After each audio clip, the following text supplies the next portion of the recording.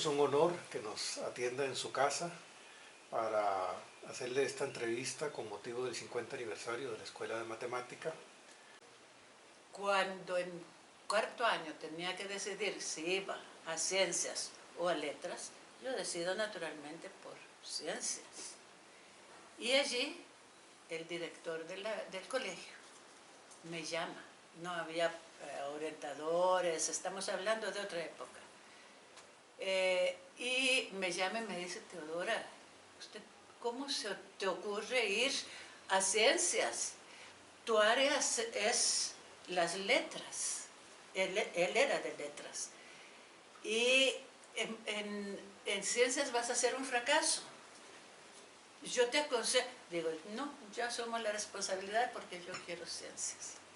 Y pasé todo el colegio sin repetir ni una materia nunca. Mi decisión fue estudiar ingeniería, ingeniería civil, y eso lo hice unos años en Italia, siendo única mujer entre 90 varones. ¿En Italia en dónde? En Módena, que es una de las universidades más viejas, ¿verdad?, con mucha tradición, y en Parma. Pero después ya rompí los estudios, enamoramiento terrible, me vine a Costa Rica, me fui a vivir en provincia un tiempo, decidí volver a estudiar. Y vine a la Universidad de Costa Rica, única existente en aquel entonces, y me dijeron lo que tenía que presentar, y a la hora de las horas me faltaba un papel. Pero en aquel momento se abrió la normal superior y entonces yo puse condiciones. Me comprometo a seguir estudios, porque don Francisco decía, es que necesitamos, don Francisco Ramírez, necesitamos que venga a seguir estudiando aquí a su modo, ¿verdad? Porque para que en un futuro nos ayude aquí en la Escuela de Matemáticas. Y yo puse condiciones. Primero, no soy la única inteligente de la normal. Segundo, no acepto venir a estudiar a menos que la universidad reconozca los estudios de la normal superior previa comparación de los programas. Y me vuelvo a... Una equiparación, un estudio de claro, equiparación. Sí. Un estudio de equiparación. Y me vuelvo y le digo al señor, y esto lo hago porque yo respeto más a mis profesores, que son los mismos de la universidad, de lo que usted respeta a sus subalternos. Ese era don Fabio, ¿verdad? Porque no creo que al logro de pasar el puente de Pirro les viene una amnesia total y periódica, y por eso me enseñan. Todo el mundo se quedó boquiabierto, el señor se fue.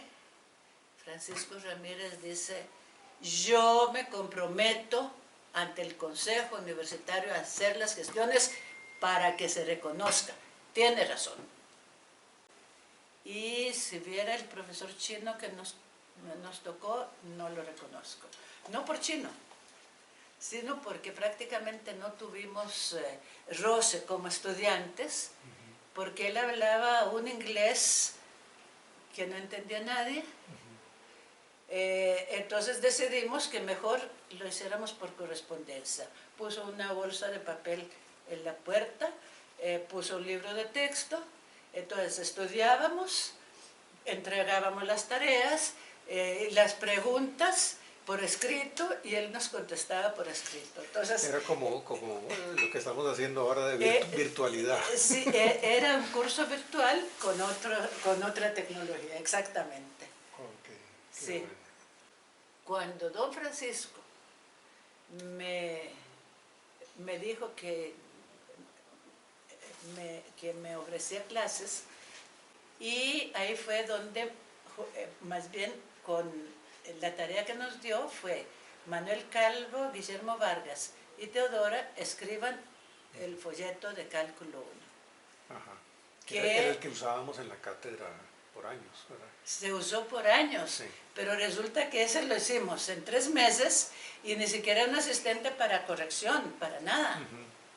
Y entonces tuvo muchas críticas hasta que ya un día yo les dije, cuando estaban diciendo, es que tiene varios errores, qué barbaridad, yo había bastante auditorio, cuando era solo uno no contestaba, pero cuando había bastante gente digo, ¿qué esperan? Hagan otro, hagan uno mejor. Todo el mundo se quedó calladito y delante mío por lo menos nunca más volvieron a hacer comentarios. Pero ya así, y me dice Ramón Sabat, ¿cuándo lo resolviste? Digo, ahí mientras estaba en A y B yo resolví el ejercicio, la parte C. Me dice, definitivamente, sos muy buena actriz. Él era actor de teatro. Me dice, sos muy buena. Hay gente que dice que los docentes deberíamos de llevar cursos de actuación, que en el fondo una clase es una actuación. Es una actuación. En Cuba una vez me preguntaron, ¿usted ha recibido clases de actuación? Porque yo considero que sí. De tu vida académica, antes de ser directora, hay dos facetas que yo recuerdo muy bien. Una, la de coordinadora. Entonces, prácticamente, no puedo decir que fue mi primera coordinación, pero por lo menos la segunda o la tercera, yo opté por un par de cositas. La reunión es de 4 a 5:30, algo así. A las 4 de la tarde, yo estaba, ay sí, que no llegue nadie, que no llegue nadie, que no llegue nadie.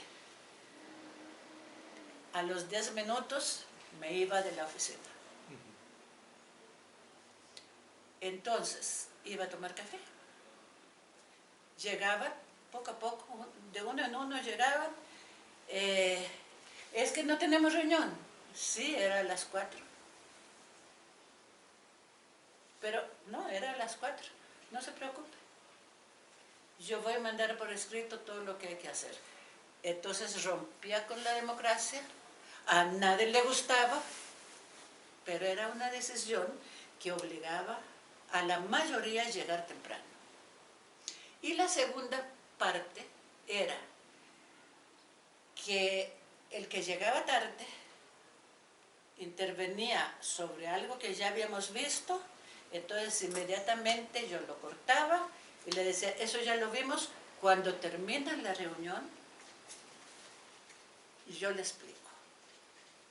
Pero no me devolvía a atender. Entonces, con esas dos premisas, no había problema, la gente llegaba casi puntualmente y el que llegaba tarde procuraba hablar del tema que se trataba. Entraste te lanzaste a la política universitaria en el 86 como candidata a la dirección de la escuela.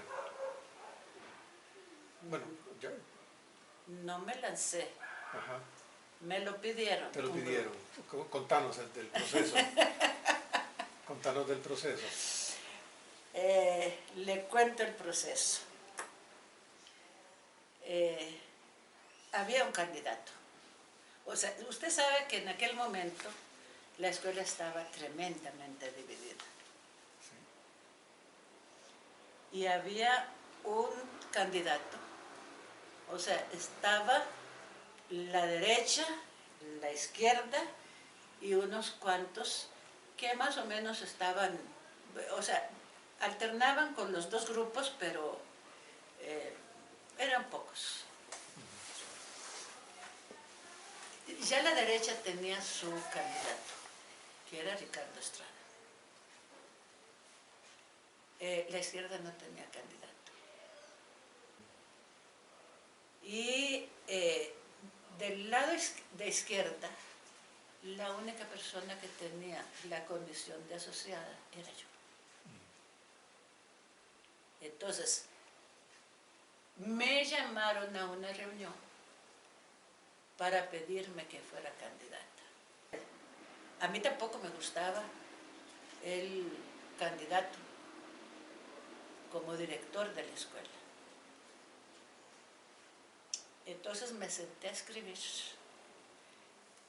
a raíz, o sea, yo simplemente pensé, la situación de la escuela es esta, la escuela necesita tales y tales y tales cosas, entonces yo me senté a escribir, manuscrito, la línea con la que yo iba a trabajar en caso de ser electa.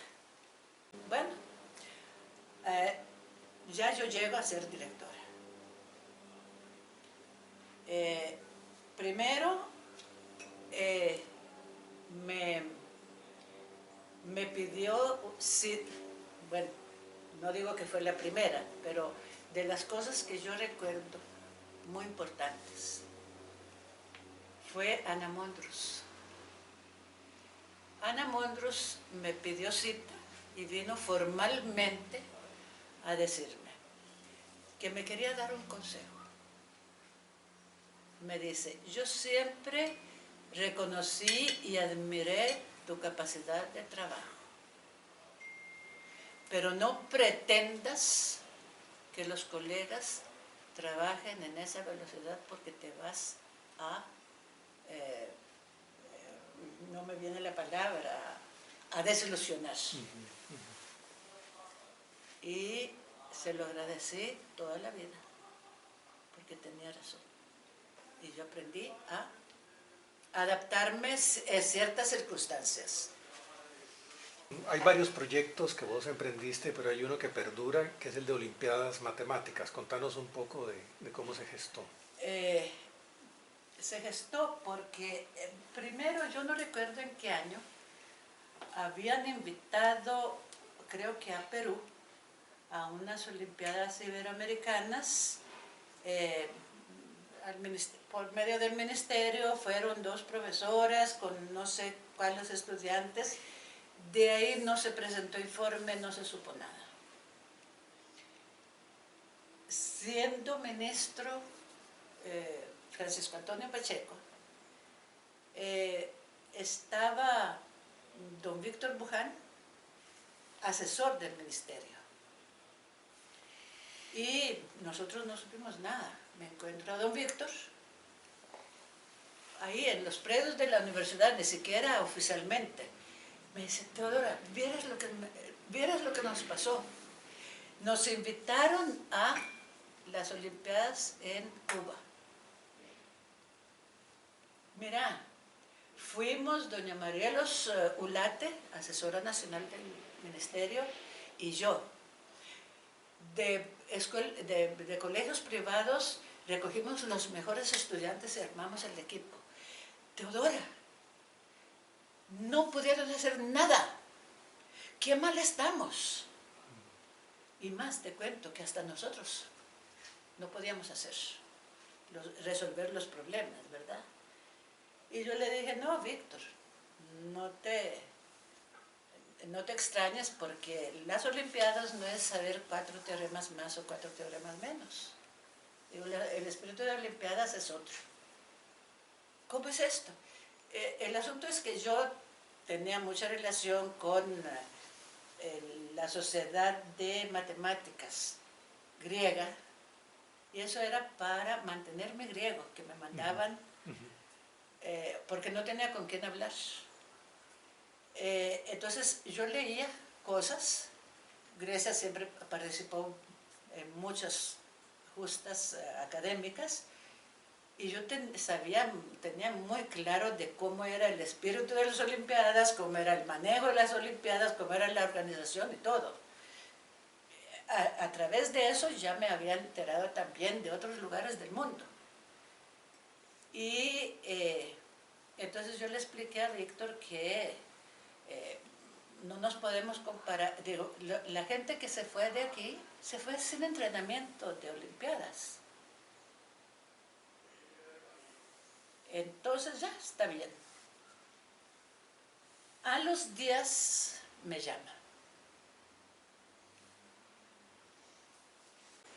Y vinieron representantes de las 4 universidades. Y nos da don Víctor Buján, nos da el mensaje del ministro, que pide 2 cosas. Una, que organicemos las Olimpiadas. Eliana Castillo vino representando el tecnológico. Y Eliana Castillo era la que tenía más conocimiento de cuestiones, digamos, internacionales.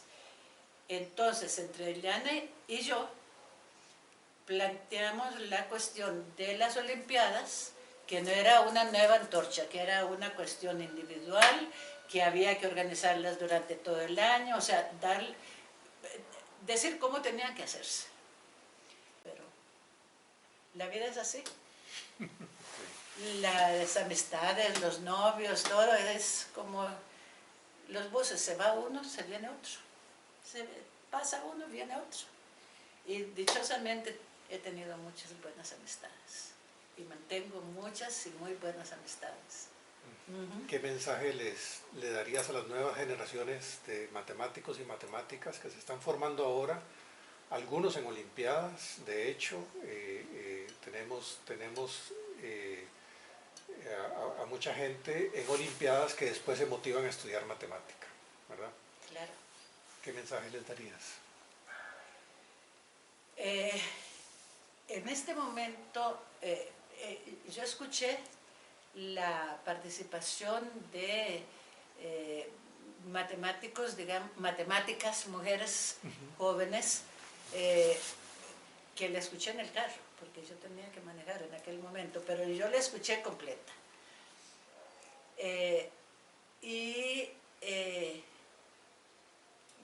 O sea, llama mucho la atención que, no es que llame la atención, simplemente estamos satisfechos porque ya hay muchos más campos de trabajo para matemáticos y no solamente la docencia. Pero sea como sea, o sea, jamás una persona tiene que estudiar matemáticas o estudiar cualquier carrera por el mercado que tiene, por ser la carrera de futuro.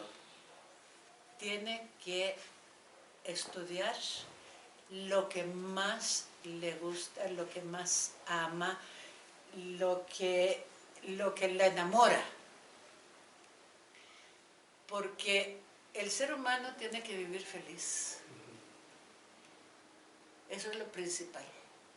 Y la felicidad no es tener un carro último modelo, tener momentos de satisfacción diaria. Y el trabajo es diario. Si el trabajo nos puede dar satisfacción diariamente, estaremos felices. Entonces, lo primero que tiene que ser es que ame las matemáticas para estudiar la carrera y hacerla con amor y honestidad. Cualquier cosa que haga, hacerla con amor y honestidad. Y yo creo que si de algo realmente me siento satisfecha, es que yo trabajé con amor y honestidad, con